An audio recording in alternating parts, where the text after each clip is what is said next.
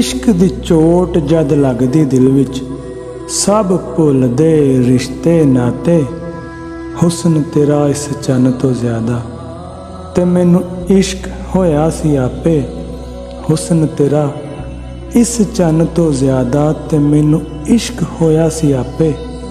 ना पहचान है खुद ही रहिंदी, जद तक माही ना सियाते।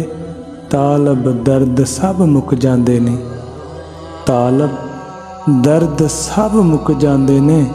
माही कह दे बह जाके। गल तेरे फायदे लई मित्रा जे पल्ले बन लैंदे। वो कहंदा काले स्याह अल्फाजां नालों चुप रहना ही चंगा।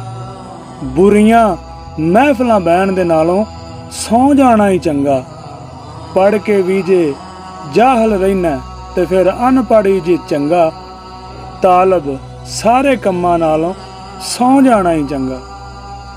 ते वीर भैरियां महफिलां बहन दे नालों ना बेहतर ही कि घर है ते रमान नाल।